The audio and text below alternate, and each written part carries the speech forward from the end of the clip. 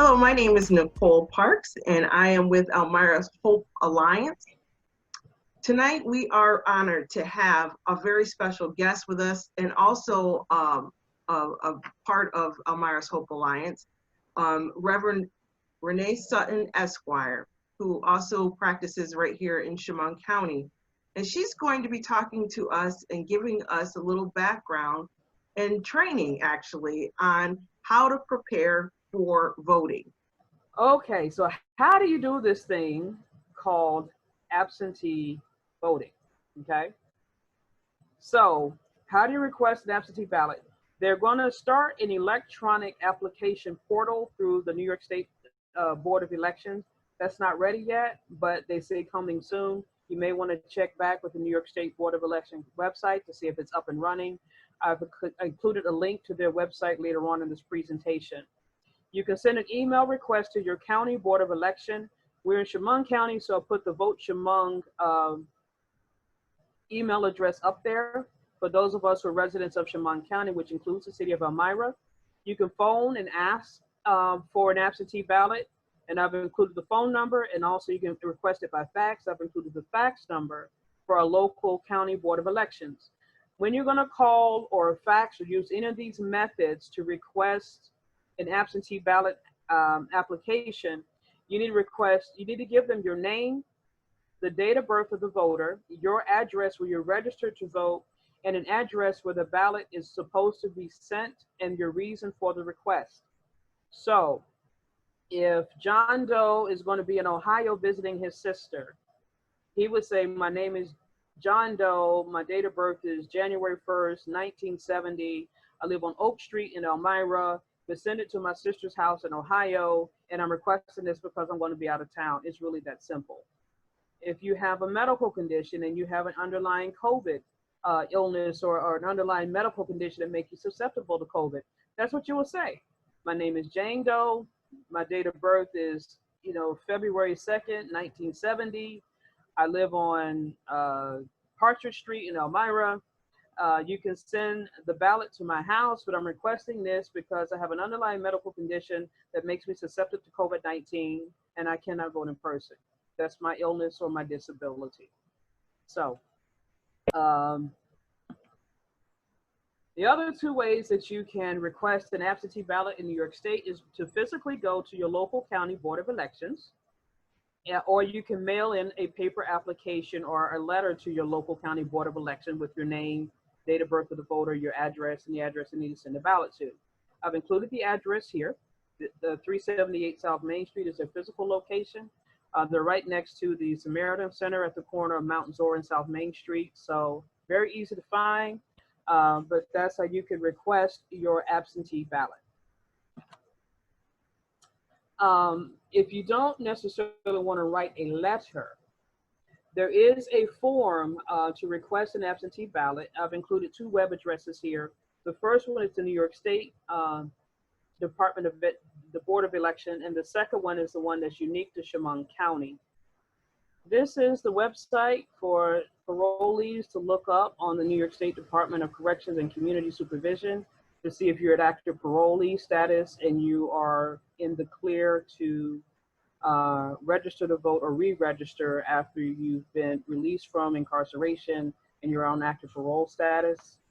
And this is the homepage for the Chemung County Board of Elections. If you look here on the left panel, you see a lot of these hypertext links. If you just click absentee voting, you should see the form come up. It's a PDF file that you can just print off and fill it out if you'd like.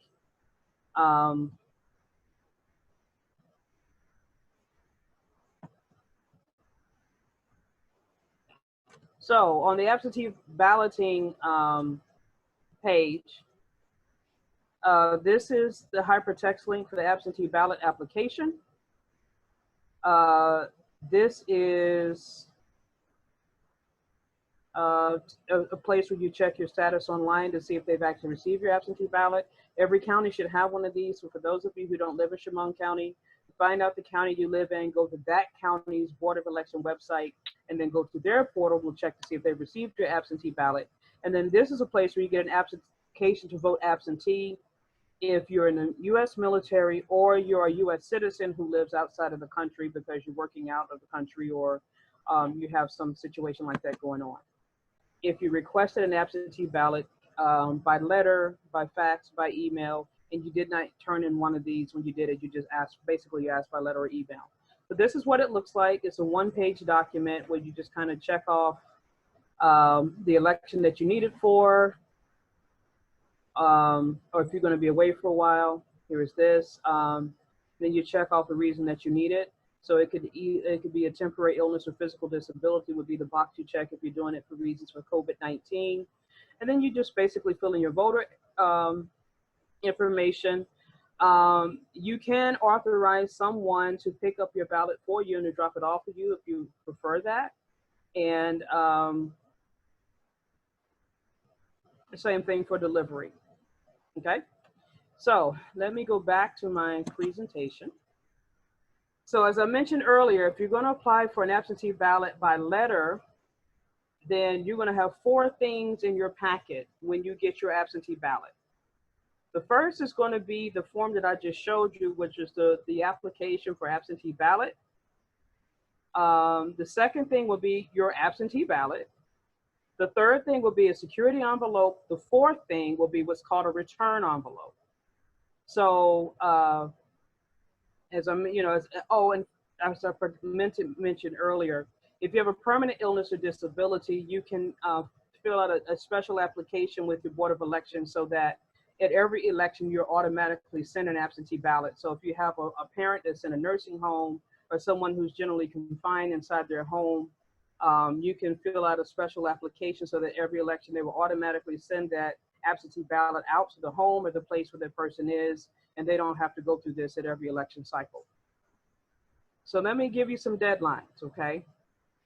So you have to either apply online and by mail with a postmark, email, or fax, no later than 7 days before the election, or October 27, 2020, okay? October 27, 2020, if you're gonna apply any other way than in person, that's your deadline to request your absentee ballot. You can apply in person up to November 2nd, 2020. Absentee ballots are going to be mailed out beginning on or around September 18th, 2020.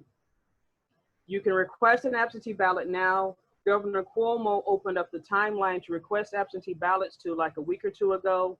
So basically from mid-August through October 27th is your window if you're going to request it in writing, or you can walk over to the Board of Elections or go there in person and get an application for an absentee ballot now. Start looking for if they're mailed out on September 18th, then sometime around September 25th through the first week of October, give yourself a good 2-week window. If you do not receive your ballot, you may want to call the Department of Elections, see if they received your application for absentee ballot, verify when it went out, and then make sure that there are no snags or any other holdups with it. Okay. So the last slide was what the law says. This slide is what I think you should do based on what's happening. So if you've heard about the challenges to the U.S. postal system, the dismantling of mail sorting machines, the removal of blue boxes or blue mailboxes in various places around your community, and concerns about whether or not the Postal Service is going to be able to timely get your ballot to you and timely deliver your ballot back. The General Counsel for the U.S. Postal Service has written a lot of states around the U.S. and told them whether or not you might want to let people know to give themselves extra time. New York is one of those states. So the information on this slide that is in all capital letters came directly from the New York State Board of Elections. And what they're saying is that even though normally, if you requested October 27th, you usually get it back in a couple days, and then you can go ahead and fill it out. And as long as it's postmarked by November 3rd, they should get it back on time. What they're saying is the U.S. Postal Service or the Post Office cannot guarantee timely delivery of ballots applied for if it's less than 15 days before the election. So What that means is you should probably request your ballot no later than October 9th. October 9th is also the last day to register to vote or change your voting registration in New York State anyway. So let that be the deadline that you apply for your absentee ballot. If it takes 2 weeks to get there, you've still gotten it in enough time to hopefully quickly fill it out and immediately mail it back. Don't hold on to the ballot. Quickly mail it back as soon as you get it. My recommendation is that your deadline to mail your absentee ballot back to your Board of Election is October 20th, because if it's not received by November 10th, it will not count. And so even if you mail it back and it's postmarked by the deadline date to have it postmarked, if it's going to take it 2 weeks to get back, it's going to get there after the deadline for absentee ballots anyway. So why run the risk? The other thing you can do in New York State is you don't have to mail back in an absentee ballot. You can deliver it in person during early voting, or you can take it to your county Board of Election, okay? Your absentee ballot, you're going to carefully read everything in the envelope. Remember, I told you the 4 things you're going to have if you wrote a letter, you sent a fax requesting an absentee ballot. You're going to have an application for an absentee ballot.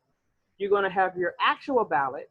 You're going to have the security envelope, and you're going to have the mailing envelope that you're going to send it back, the return envelope. Make sure you have all those things in there. Complete your application for the absentee ballot first. If you do not complete it and do not return it with your absentee ballot, your vote may not count.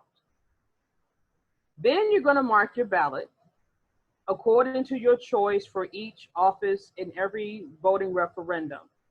As I mentioned earlier, we've noticed, at least in the town that we live in, a lot of these elections and a lot of these referendums are decided by a very slim margin. There are some people who have won because most people did not even bother to vote for that particular office.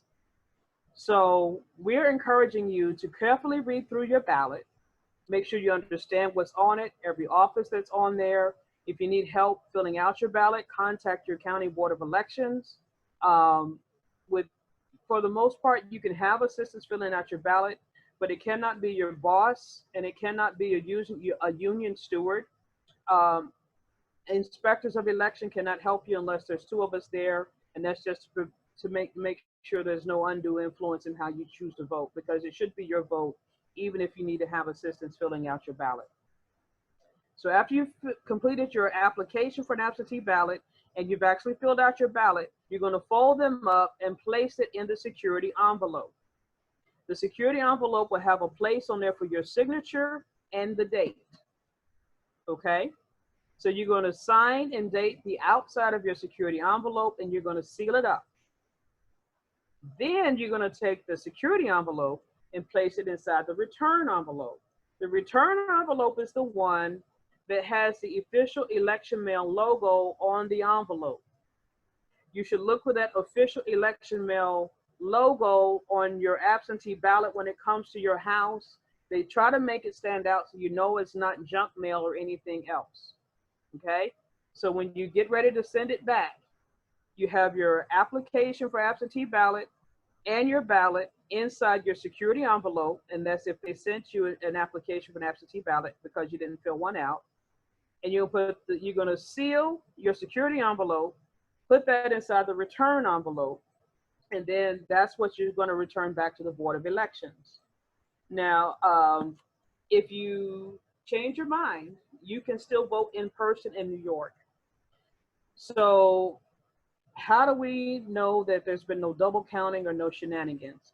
I'll explain that in just 1 second. So how do you return back your absentee ballot? You can put it in the U.S. mail with a postmark no later than November 3rd. I believe Governor Cuomo is giving us until November 4th because some of these blue mailboxes have been moved, or some of the post offices have changed hours. And for people who may have to, look a little farther than they normally would have to find a place to put it in the mail, I believe by executive order, he's given us till November 4th. On the safe side, as I said earlier, as soon as you get your absentee ballot, fill it out and send it back, okay? You can bring it to your county board of elections no later than November 3rd at 9:00 p.m. You can bring it to the board of elections or any poll site in New York State where they're doing early voting. Remember, early voting starts October 24th through November 1st. So if you don't want to mail it, you want to hand carry it in there, you can. Or you can bring it to a polling site on November 3rd before 9:00. So how do we make sure these absentee ballots are safe and secure? Okay. If you take it to the board of elections or to a polling site, absentee ballots are sealed in the same box that the actual ballots are in.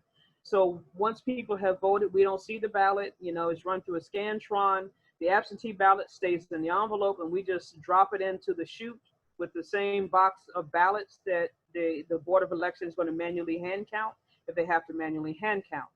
If you change your mind and you vote in person, before absentee ballots are counted in New York, if they first look at the poll book, if they see your signature in the poll book that you voted in person, and then they find an absentee ballot for you, your absentee ballot is going to be thrown away, okay? If you don't change your mind and you decide, I'm going to go ahead and do this absentee, then you know that they don't know who you voted for because, once they see that this is a return envelope, these are all segregated. Then they will open up the envelopes. They separate the return envelopes from the sealed envelope. Once they notice that your signature is not in the poll book for your voting district, then that sealed envelope is open. The ballot is taken out, and there's nothing on the ballot to identify who you are, where you are, anything like that. And then they separate those ballots, and then the absentee ballots are counted. So despite what you may have heard on TV or in other places, absentee voting by mail has been going on in the United States and in New York State for quite some time. There are very, very few incidences of voter fraud. And when I say very few, I can only think of 2 in the last 2 years. One was in North Carolina and one was in Georgia or somewhere like that. It wasn't even in New York. So the other way you can vote in New York is in person, okay? We're still talking about how do you vote. So there is a video from the Chemung County Board of Elections that talks about, kind of walk you through what voting looks like, particularly for those of you if you're newly registered voter. The Hope Alliance is also in the process of creating a more updated voter registration video to take into consideration things with COVID-19, and some other things that we need to think about. So watch those videos that kind of walk you through what your day looks like. Again, carefully read the ballot. If you go on the Chemung County Board of Election website, you can request a sample ballot for the upcoming general election. They will send you one. Take the time and read it. Know who all the candidates are, all the offices, if there are any referendums. Make sure you cover all those things. Research, research, research. What does an assemblyman do? What does a New York State Senator do? What does U.S. Representative do? What does the President do? What does the county court judge do? What do these roles do? Who are the people running for these roles? Now, when you show up to vote in person, we're strongly encouraging that everybody practice social distancing. So you will have to be 6 feet apart. The inspectors of election will have to have on a mask. We're going to make sure that you have a mask on. If you don't, then there should be masks available for you at the voting precinct. If you want to bring a glove because the pens that you use to fill out your ballot, they don't switch them out. So you don't know how many people ahead of you was touching that pen. So either bring some gloves to hold the pen while you're filling in your ballot, or use some hand sanitizer, and there will be hand sanitizer in the voting precincts as well. I don't know if they have face shields. The courts have adopted face shields, but there will be safety precautions for those of us who choose to vote in person. Early voting, again, October 24th to November 1st. And then the general election day is November 3rd. The polls open at 6:00 a.m. You get there at 5:50. Nobody will open the door and let you in the building until 6:00 a.m. Polls close at 9:00 a.m. If you go to your voting district and or your polling place, and there's a line of people at 9 o'clock, At 9 o'clock exactly, an inspector of election will go to the end of the line and mark the end of the line. Everybody in front of the inspector of election will be allowed to vote because they can certify, yes, these people were in line at 9 o'clock at closing time. They made it here before 9 o'clock closing time, okay? So don't let that concern you, but that's also why we're encouraging as many of you who can and who want to participate in the upcoming election, either vote during the early voting or request an absentee ballot now. The sooner you get it over with, that'll cut down on congestion on election day. And while we're speaking of election day, my understanding from Governor Cuomo and also Chemung County, they do not have enough inspectors of election to handle the volume of people who, presidential voting years, extremely high volume of people. They need as many of you who can to volunteer. There's a short training that you do, but you do get paid to be an inspector of election if that's something that you may want to do. And election day is a New York State holiday, so you don't have to take the day off. So how's that? Okay, moving to my next slide. So these are the days and times for early voting between October 24th and November 1st. These include Saturdays and Sundays. So, on the weekend, you're just talking 9 to 2. During the week, it varies a little bit, but please pay attention that on Tuesday, October 27th, Wednesday, October 28th, they're open from noon until 8 o'clock p.m. So those of you who get off from work later and you don't think you can get there by 5 or 5:30, those are 2 days that you can go vote later in the day if you want to do early voting, or you can choose to vote on a Saturday or a Sunday.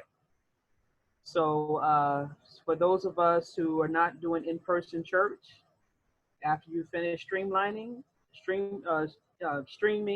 your church service, you want to go vote, great. There are a few pastors in the community who are willing to make their church vans available. So you may want to talk to your pastor to see if he or she is interested in having the church van maybe take a group of you all over doing early voting after your church services are over so that everyone can vote and then everybody can have a way back home.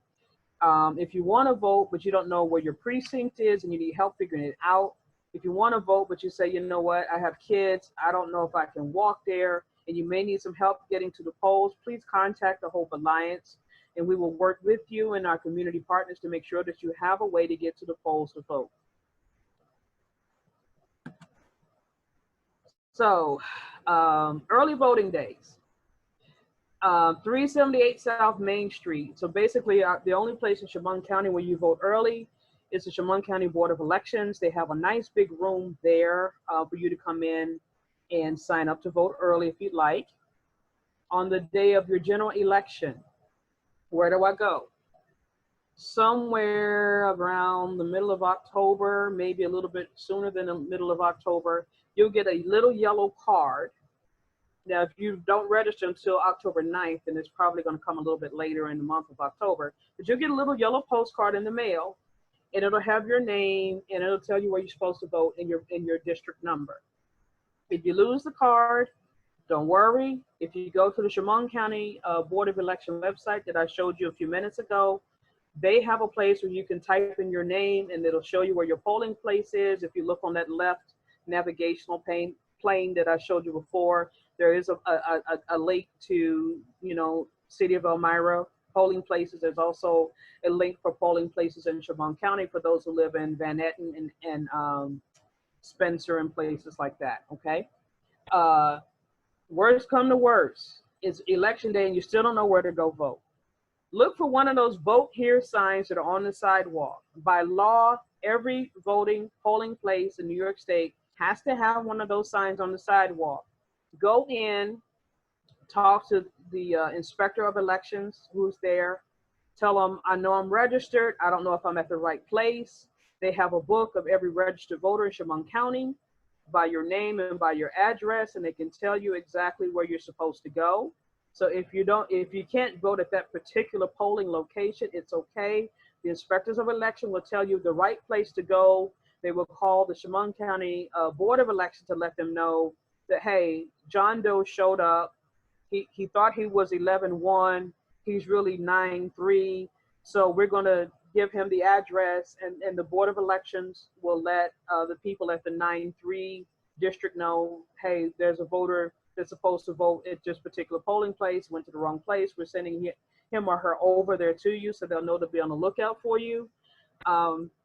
But because of social distancing and a lot of things, please have some grace and patience for your inspectors of election. I've done this on general election day before. So for me to have everything ready for you at 6 a.m., guess where I am at 5 a.m. And guess where I am at 11 o'clock at night while you all are getting ready to watch the election returns. So it's an extremely long day for us. We may be tired, but just please show us a little grace. You know, we have a lot of things that we're trying to juggle. We're trying to help people as smoothly as possible. Check in, get their ballot, vote, scan it, make sure everything is fine with their ballot, and help them move along, but so that the next voter can come in. One of the things that you can do if you get there and there's a line at your precinct, every voting precinct will have a sample ballot on the wall somewhere, as we're talking about sample ballot and what's on, you know, what do we vote for, what's on the ballot. And if you go to the table where you sign the book, the voter book, there's usually about sample ballot on that table.